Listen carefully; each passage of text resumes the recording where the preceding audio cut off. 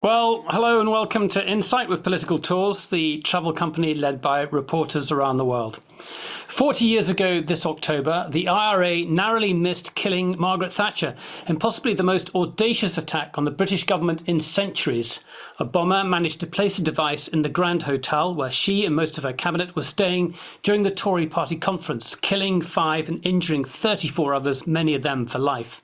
Rory Carroll, The Guardian's Ireland correspondent, recounts what took place in a new book that covers all of the angles, and he is our guest today. Hello and welcome to Rory.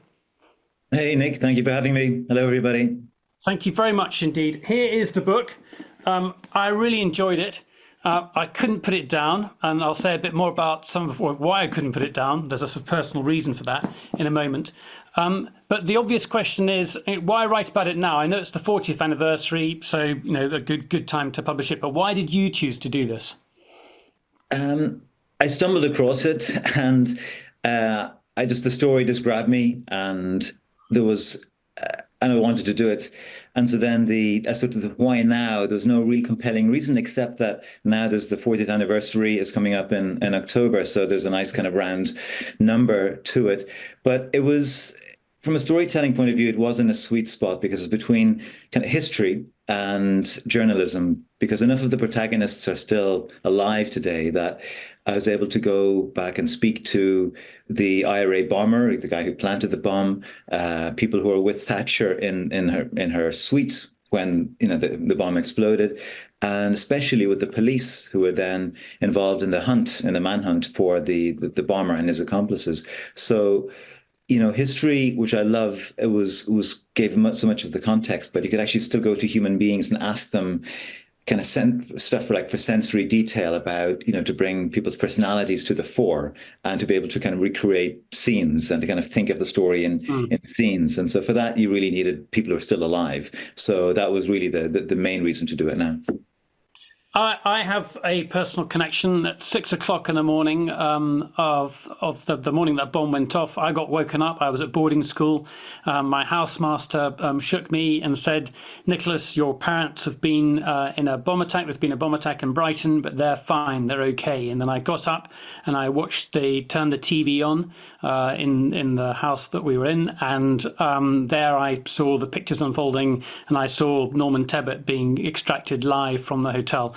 My stepfather was in Mrs. Thatcher's cabinet, and they were actually one room set behind at the front of the hotel where Norman Tebbit was, and he crashed through several floors. They were one room behind, and when the bomb went off, there was this massive sort of whoosh and clatter of the tiles from the top of the hotel that came down. So they knew automatically there was a bomb. But just one room away, the room was devastated. Where they were, they just were able to get up out of their beds, literally get dressed and walk out of the hotel. So I read this book from beginning to end without putting it down, and it gave me a sort of an insight into perhaps what I was left unscathed. My parents, my mother, my stepfather were left unscathed, and so in some ways I was detached from it. But it gave me an insight into to things that I hadn't learnt about before. So I'm very grateful for that.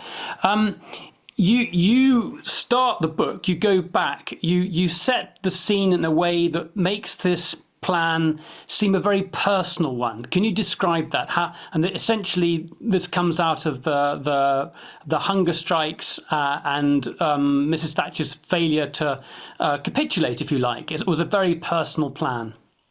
Yes, I mean, the book, which by the way, in the United States, it has a different title. It's called There Will Be Fire. Whereas in the UK and I think Australia, Killing Thatcher is the title. I mean, the book rewinds to, I mean, the bomb happened in 1984, but the book rewinds to 1979 when the IRA assassinated Lord Louis Mountbatten. If anybody has been following the Netflix series The Crown, they'd be familiar with the context to that, because that was what the initiating incident that brought Margaret Thatcher, who was a newly elected rookie prime minister, into Northern Ireland. It was her first Northern Ireland crisis. Like the IRA have just murdered a royal, and some of the decisions she took then were that she would continue with this policy of criminalizing IRA Republican prisoners, meaning that until then they had been able to wear their own clothing and behave as prisoners of war.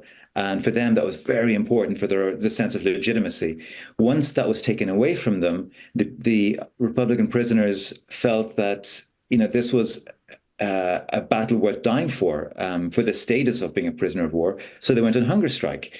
And they started dying. The first one was Bobby Sands. This was in 1981.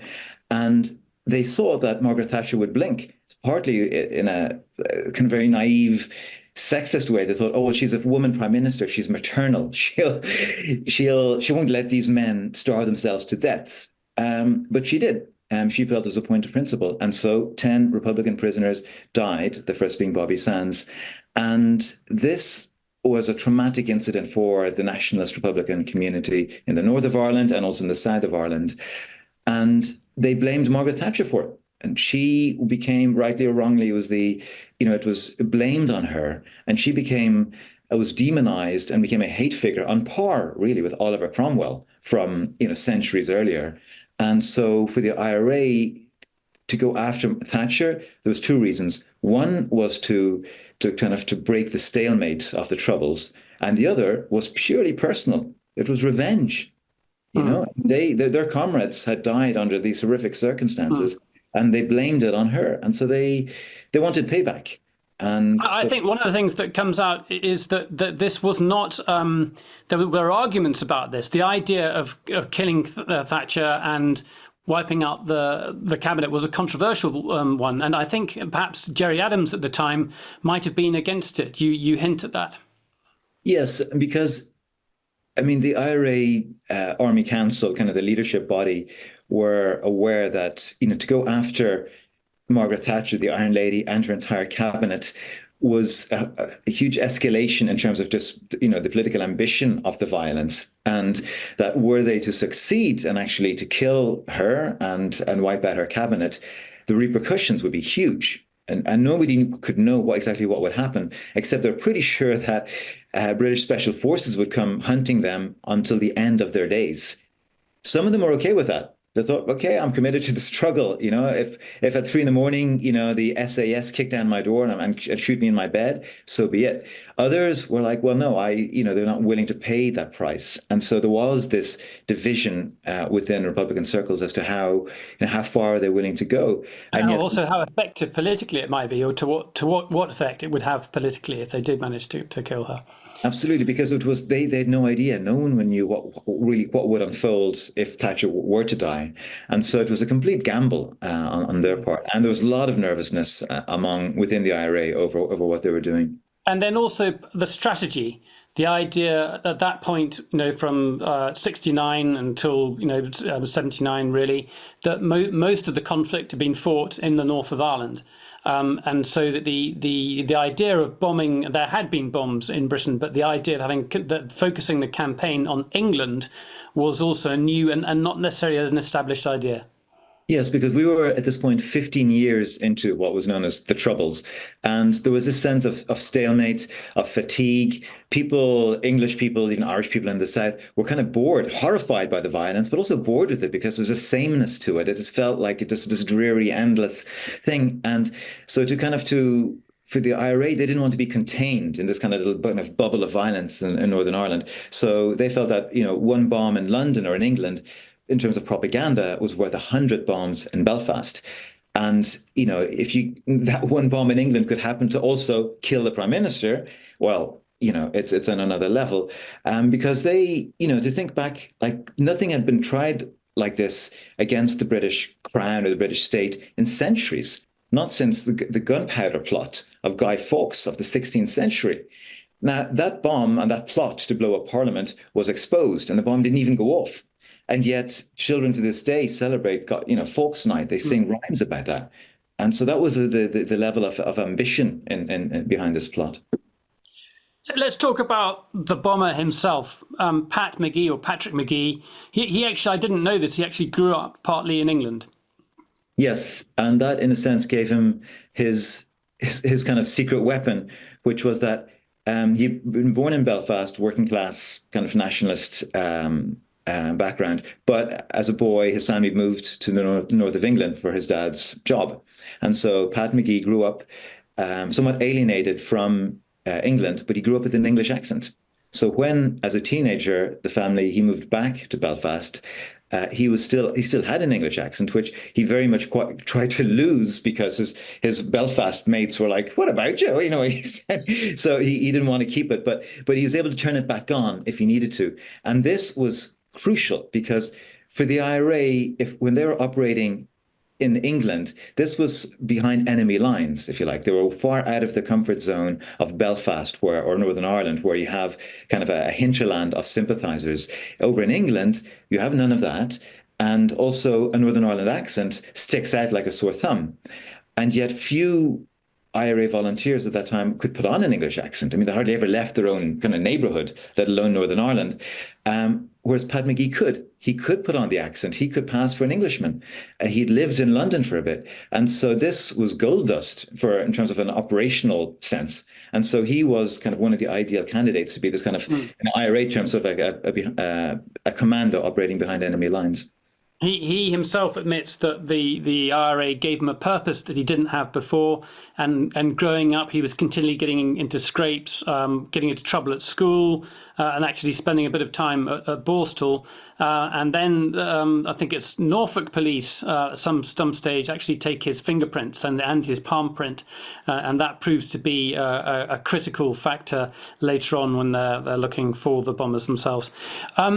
The logistics and the planning that goes into this is significant. Can you just talk about some of there's some very unusual people involved on the periphery in terms of finding explosives, looking for guns in the run up to this? I mean, you even mentioned James Whitey Bulger in Boston. There's Muammar Gaddafi in Libya, but there's also a lot more sort of technical expertise and getting parts from all over the place.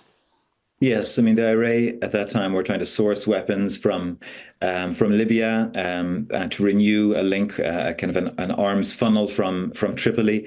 And yes, James Whitey Bulger, these Boston gangsters, were also shipping or planning to ship weapons to the IRA, and yet it was still. But the plot against to assassinate Thatcher boiled down to the England Department. That was the name of this IRA unit that was actually based in Dublin. And it's a handful of guys, working class guys who were tasked with, how do we do this? How do we take out the most powerful woman in the world? And how do we get past her layers of security?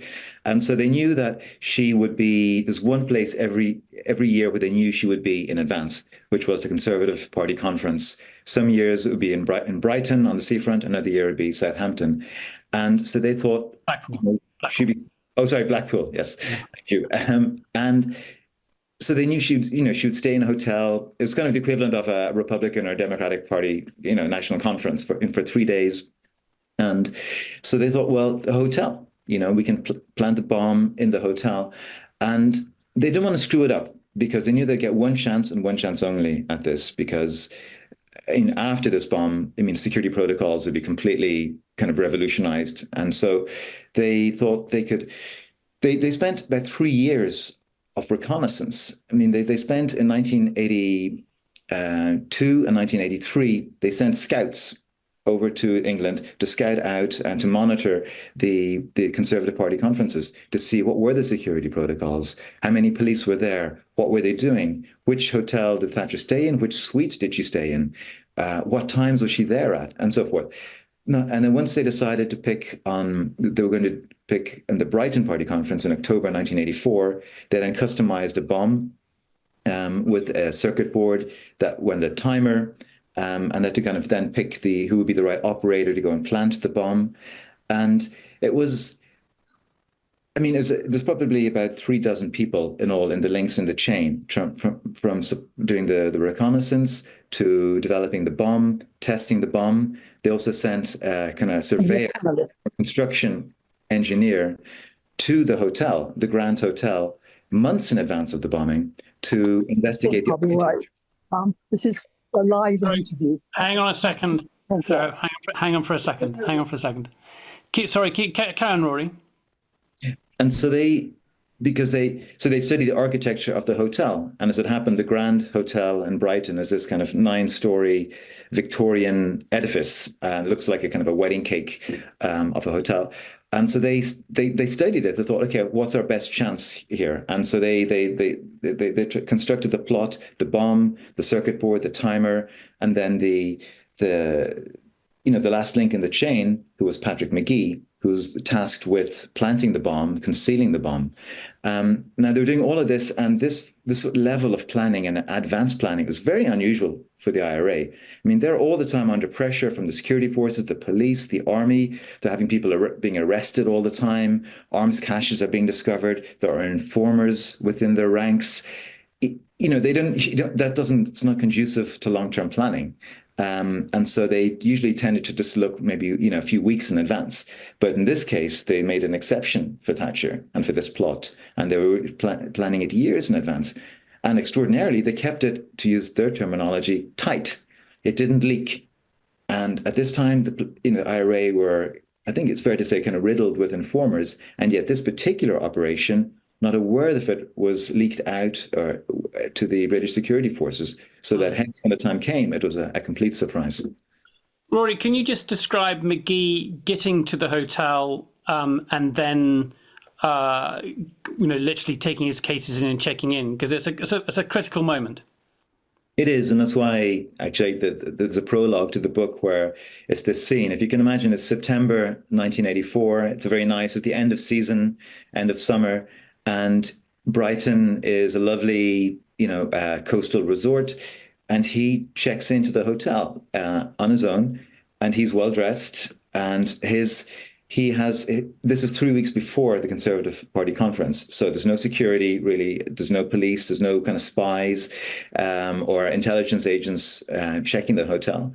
And he just checks in, and it's a test of fieldcraft for him, because he asks for a sea-facing room, because they knew that Thatcher was going to be in a suite facing the sea.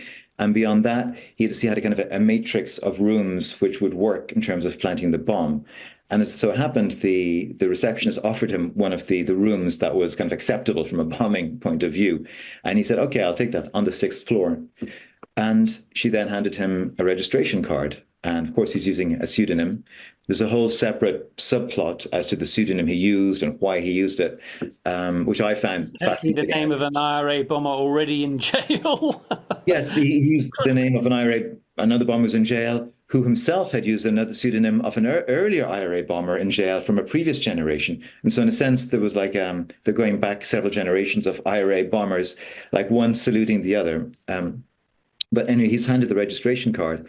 And then there is a real test of fieldcraft, they call it terrorist fieldcraft, whereby he had to sign the registration card in a way that he didn't leave any fingerprints or palm prints on it, and yet do so in a way that didn't attract the suspicion of the receptionist. Because if he's, looks very awkward and he's trying to not touch it, I mean, straight away there would be alarm bells.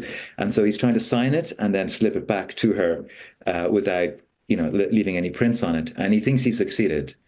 And so then he's given the key to the room. He goes up to the 6th floor. I've stayed on that floor. Part of the research, one of the nice parts was actually staying in the hotel on the sea-facing room. And you get a lovely view of the English Channel. And there he basically sequesters himself mostly for 3 days and 3 nights.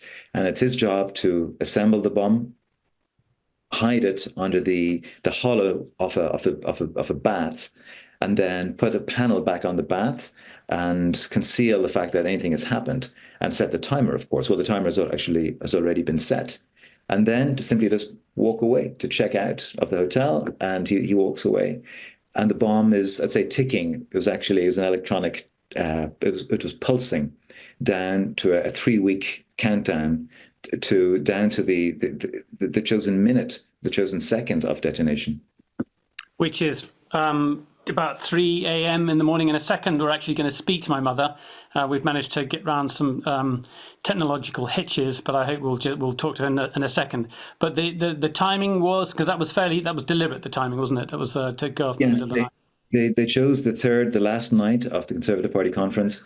It was 2:56 a.m., chosen because they thought that, I mean, for sure Thatcher would be in her room, in her suite at that time. I mean, she's a famous workaholic. Might she still be working? In fact, she was, but she would be in her suite. And that it was also, they said that at 3 a.m, there would be fewer hotel staff around, and therefore there would be less chance of killing what they would consider non-combatants.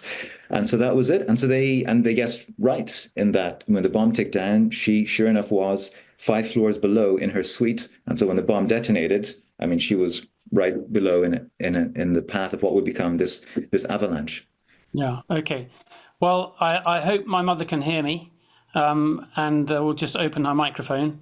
If we can open our microphone, we should be fine. And if she can hear me, there we go. What can you had it open for a second there, Mother? We were fast asleep after the last night. Presumably we'd gone to bed late. And I've only ever heard bombs on television in the cinema, but it was undoubtedly a bomb. It was a noise beyond anything. And as well as the explosion, our bedroom was at the back, and it was round an internal service well, which was clad with tiles, and every single one of those tiles for 5 floors came off. So it was sort of like a bomb followed by sort of the end of the world. And we both landed up on the floor. And then what do you mean? That was the second, so you literally blown out of bed? I don't think our beds particularly rocked because the hotel was pretty solid. And then what did you knew it was a bomb? What was your first reaction? I mean, I know the story, so it's an odd one. Obviously, we had to get out. And also we were terribly shocked. So one wasn't thinking. One was in sort of working off one's guts, really, sort of animal flee sort of reaction. I had always thought that if you were in a bad situation, it was very important to have your clothes and your shoes on, particularly your shoes because of broken rubble and glass and spiky things. We wasted time both getting fully dressed, and the things one does in a panic moment are extraordinary. I had John's socks in one pocket and my tights in the other. I left behind our money, the car keys, the jewellery, anything of value, and I took my hairbrush with me. I don't know why. Opened the door into the corridor, and then I realised that we'd made a colossal error because obviously the place was on fire. The whole corridor was entirely filled with smoke, and you couldn't really see anything. It was sort of glowing. But in fact, this was the rubble. As our floor hadn't got that many people, I mean, it had Norman Tebbit opposite, but there were few of us staying on that floor. So I don't think there was anybody much in the corridor that I remember. And we sort of made our way towards the main staircase. And it was a sort of rather ghostly experience. As we proceeded towards the main staircase, more people sort of appeared. And we were sort of like zombies in the sort of no safety lights or anything like that. It was sort of eerie gloom. And we went down the stairs, and when eventually we got to the vestibule, I could see the whole of the front entrance bit of the hotel sort of collapse, and that was where Norman Tebbit was obviously squashed in the lift or wherever he was. And then we made our way to the outside, and other people were either in night dresses with no shoes, pajamas, all sorts of, and a lot of other people by then. On our way out, I was carrying my coat, so I gave it to a woman with a nightdress, because it was no good. And out we went. At what point did you know that people were dead? I mean, you must have thought people were dead almost straight away, or maybe it hadn't occurred to you. Absolutely straight away. And I mean, what we did was, it was still, probably this would be like 4:30. No, it would be 3:30, wouldn't it? So we made our way to the seafront and found one of those sort of bus shelter things, for tourists to sit in, and sat down. And eventually we were joined by 2 other figures. One was Sir Robin Day, a very famous broadcaster of that time, and the other was Sir Keith Joseph, who was Mrs. Thatcher's great think guru and had done all her policy plotting in the 70s. Both of them were in Liberty silk paisley pattern dressing gowns. Sir Robin had his umbrella, and Sir Keith Joseph had his ministerial red box. And this incongruous quartet of us sat waiting for the sun to rise. Well, thank you very much for that. I want it all written down because we've only had an oral history thus far, so it has to be written down at some point. Rory, what was the immediate impact? What was we know 5 people were killed, 34 dead. What was the immediate impact? Well, just like to say, I feel completely and wonderfully upstaged because nothing I'd say I can really match that first-hand account from your mum. That it's well, actually, just briefly, I'd like to say that the bomb itself was actually relatively small. It was 30 pounds. So, and the kind of the fiendish cleverness, in a sense, of it was that the bomb only obliterated its own room and the adjoining room, but it was designed to turn the hotel itself into the weapon against itself, because the explosive force exploded upwards through the 6th and 7th floor and then out through the roof. And in the roof, it then toppled. There was this big 5-ton chunk of Victorian masonry of a chimney stack. And this then wobbled and then crumpled and toppled down through the whole of the roof. And this, sort of tons of masonry then started hurtling down and creating an avalanche of collecting up kind of debris, furniture, more masonry, human bodies, and all plunging through one floor after floor after floor, going right down to the basement. And in a sense, this was the real weapon of the hotel. And that was why your mum saw what appeared to be smoke. And in fact, it was dust. This was the hotel itself, part of it, collapsing in on itself. And that's what came so close to killing Thatcher. So sorry, and I did a segue, but your question is, what was the immediate impact? I think in part describing that how the bomb, the impact of the bomb on the building is part of it, but then politically, I guess, the immediate mission, this is like thinking about Trump and the attempted assassination of him just this month.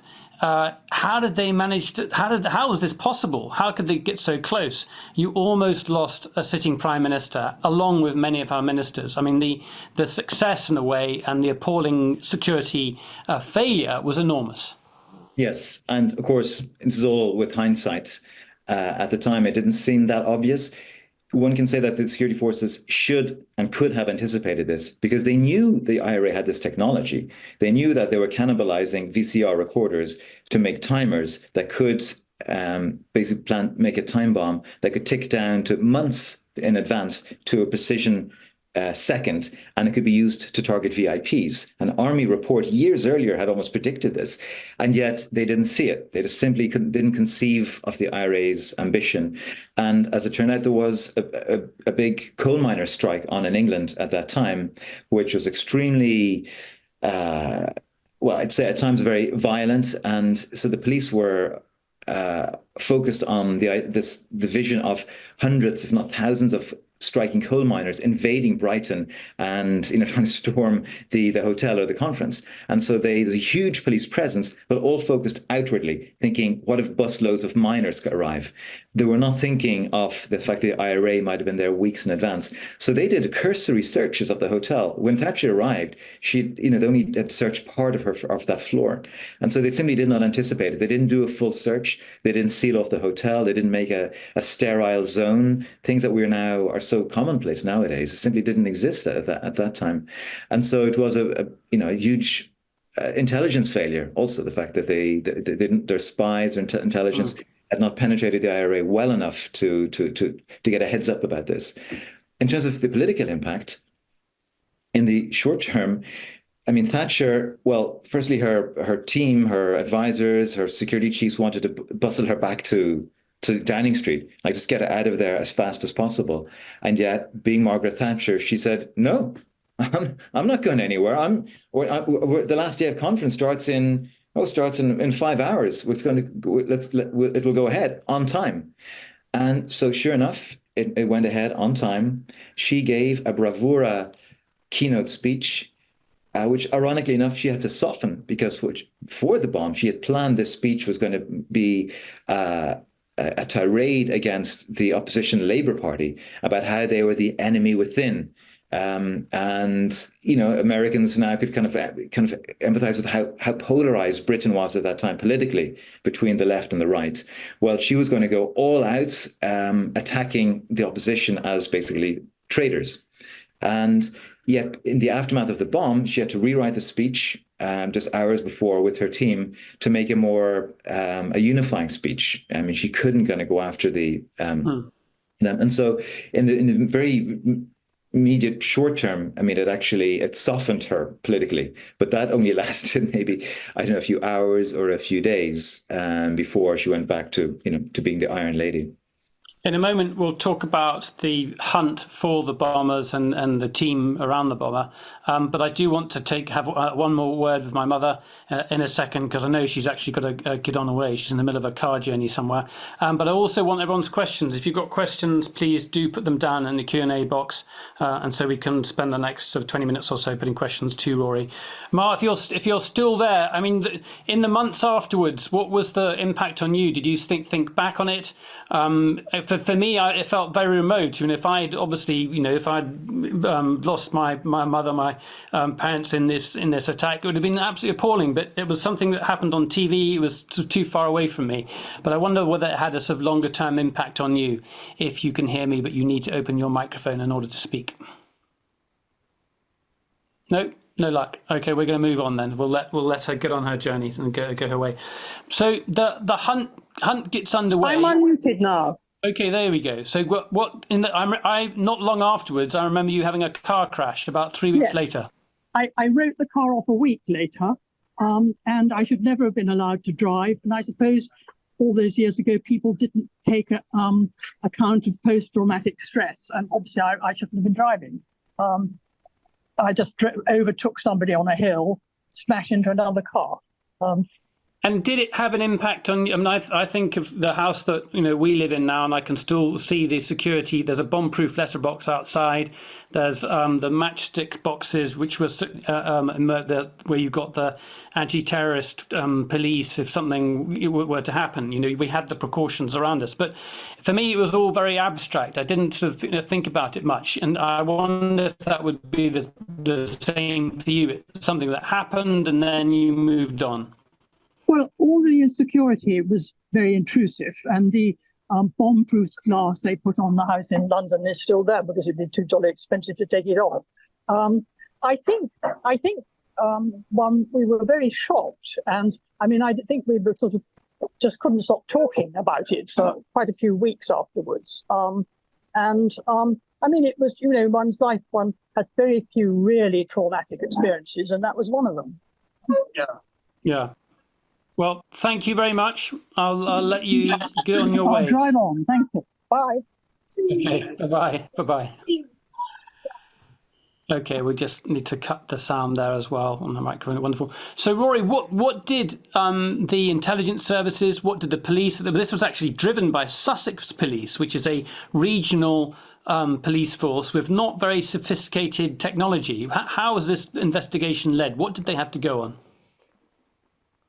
Very little, because the intelligence services just drew a blank. They had no idea. They didn't know it was coming. And then once it happened, I mean, they had, they went to their sources, their informants, and it was no idea.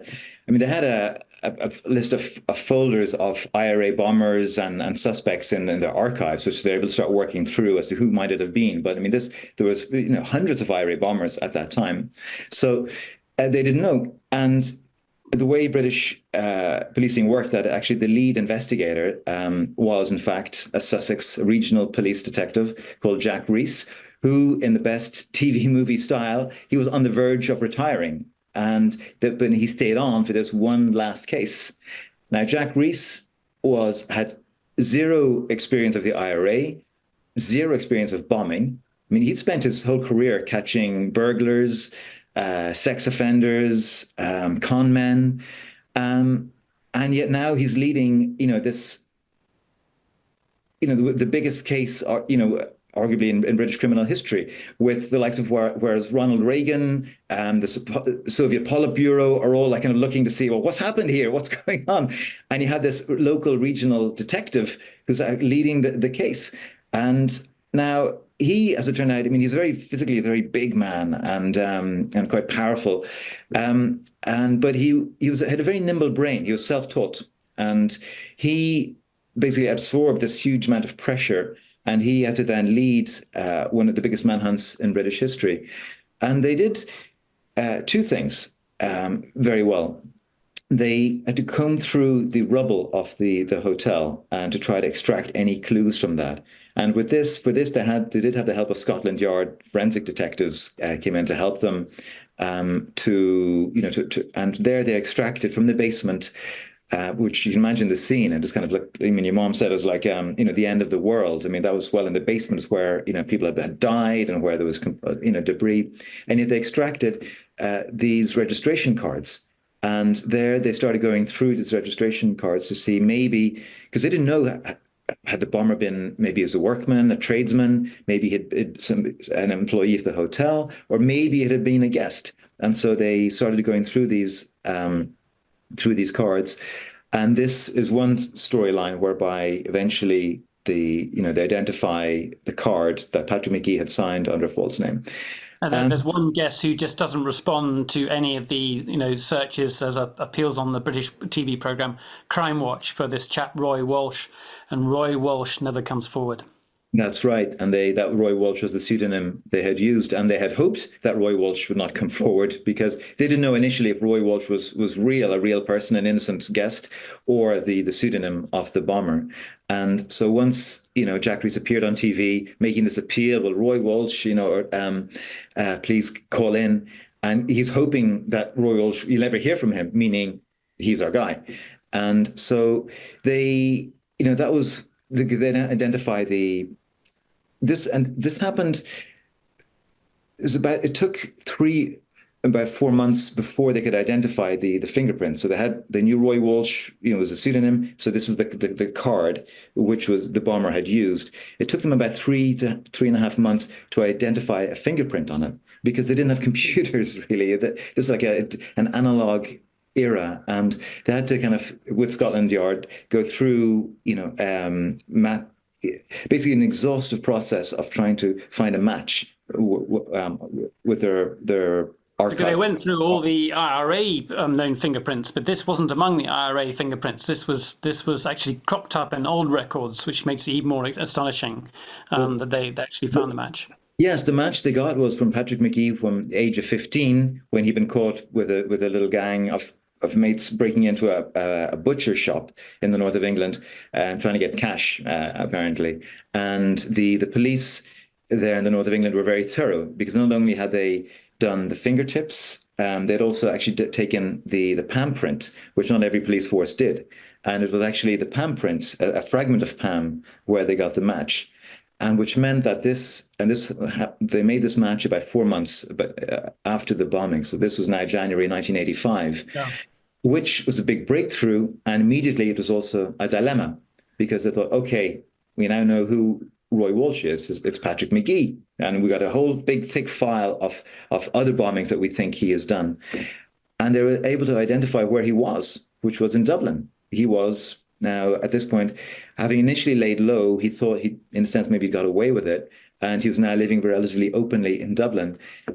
And this was a dilemma, because what do we do? Because if you're British security forces, if you try to extradite him, the odds are an Irish court at that time will reject the extradition for different reasons.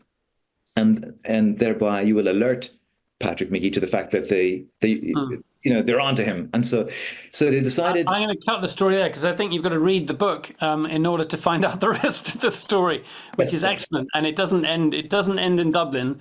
It actually ends in Britain, where they're arrested. But I'm going to skip over the last part. So people who want to find out the details, they've got to go and get the book, which is first rate. But what I do want to come on to is that this book here, Say Nothing by Patrick Redden Keefe, looks at the impact on the perpetrators, not just the victims, but the perpetrators. And I think your book does that a bit as well.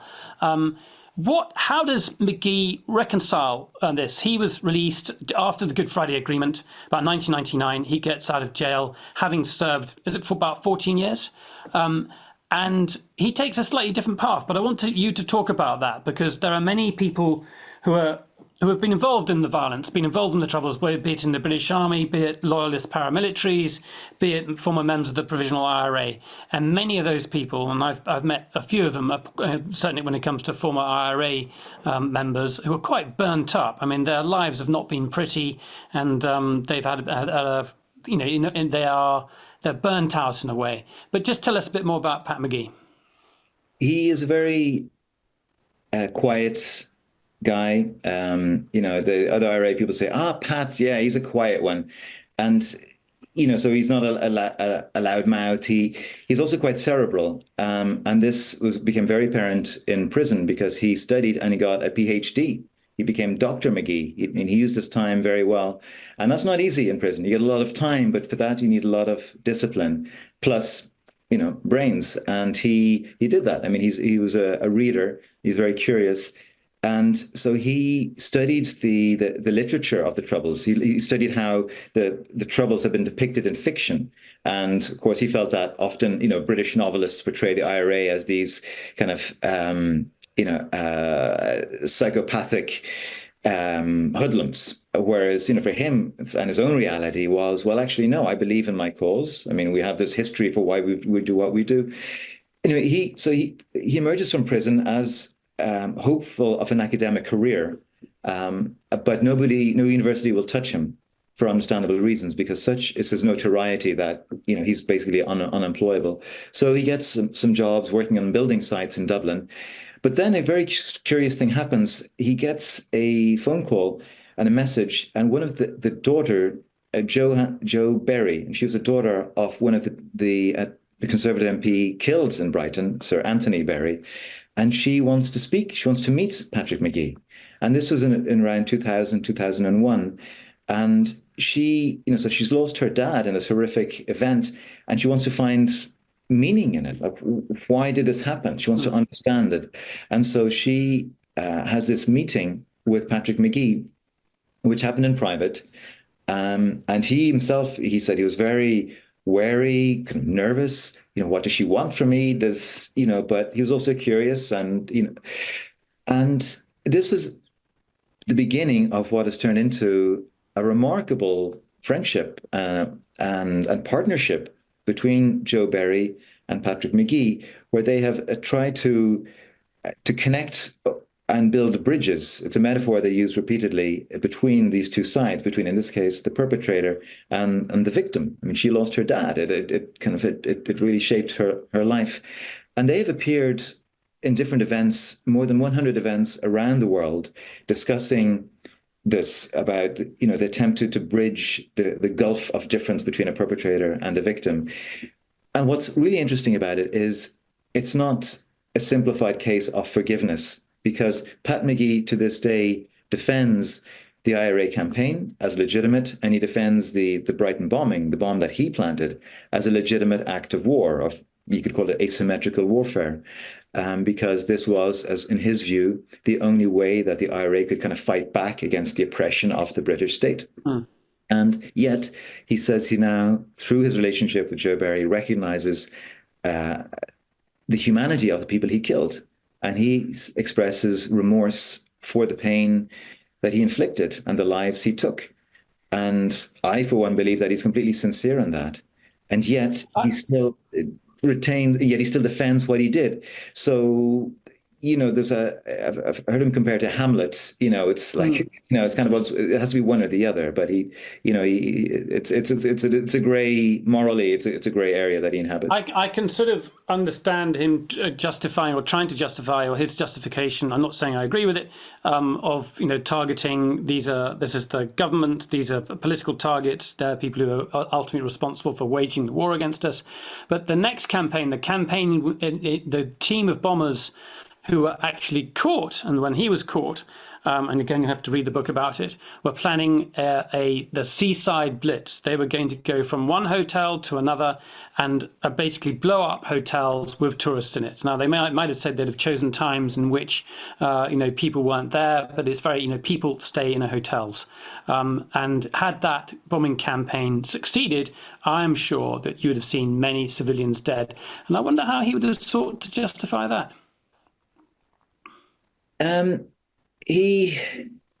Again, war, and he said war is ugly. And from his perspective, war came to his community. You know, they would say that the British state, by the partition of Ireland, by having soldiers on the streets in Belfast, that war came to them, and they were merely fighting back and attempting to liberate occupied territory through whatever means that were available.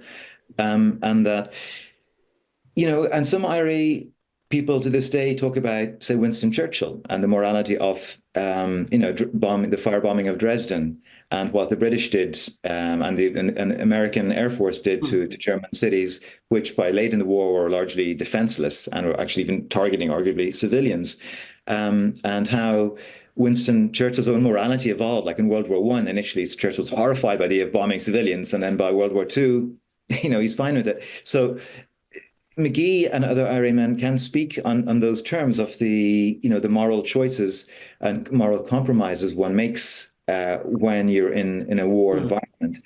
And so, to this day, and you see it now in Ireland and Irish politics, where Sinn Féin, the political branch of the IRA, still defend the IRA campaign as legitimate.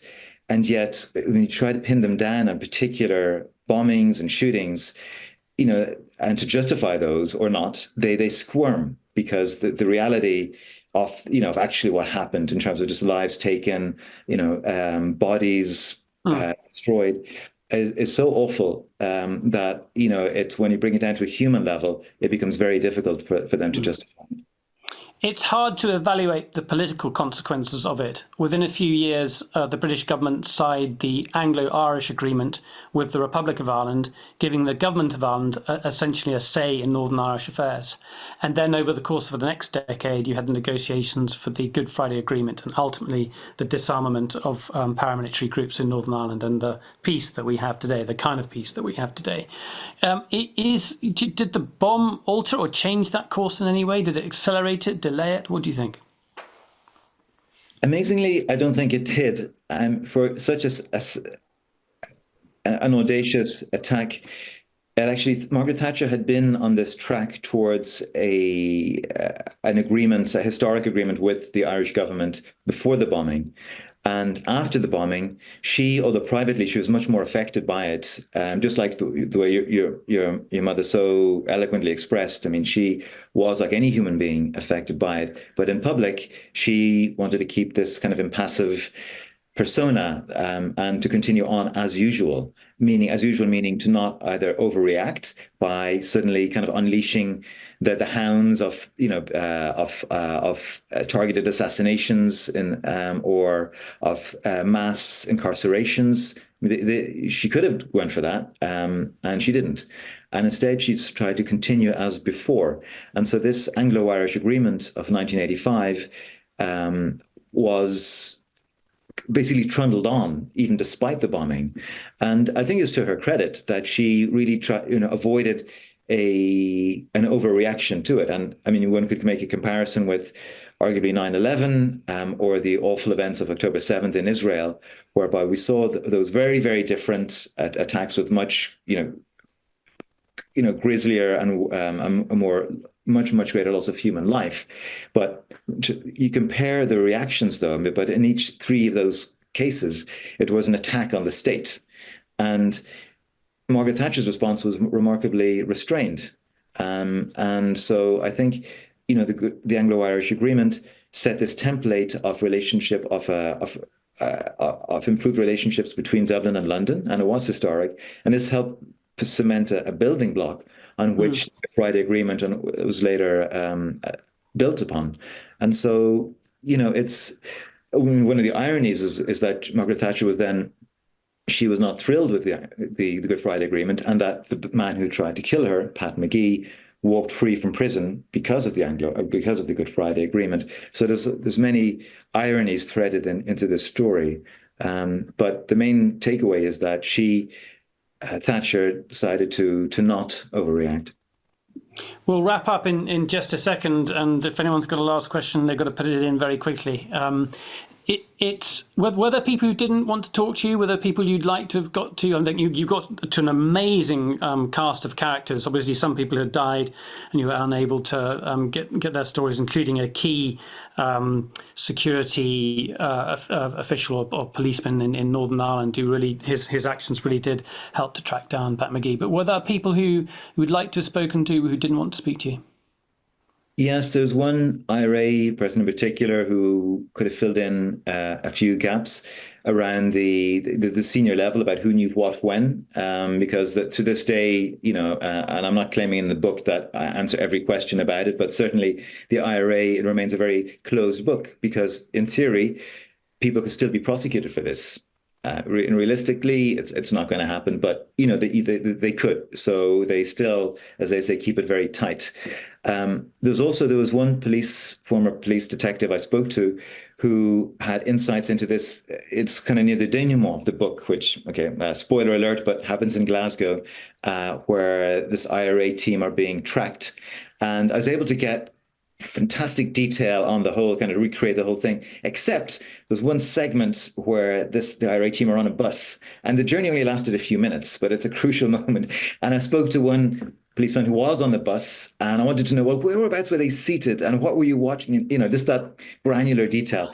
And in the end, although I spoke to him, he decided he didn't want to cooperate with the book, and so I couldn't use his information, so I didn't. So I was just left like, when am I?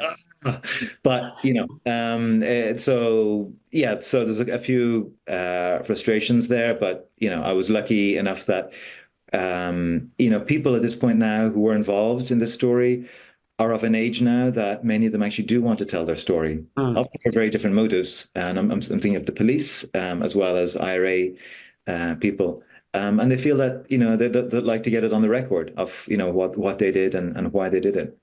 Yeah, well, I think the book's a great achievement. You cover so many different angles. You cover a huge amount of information. It's well worth getting a copy. I really enjoyed it. So, Rory, thank you very much indeed for your time. Thank you, Nick. Lovely to see you again.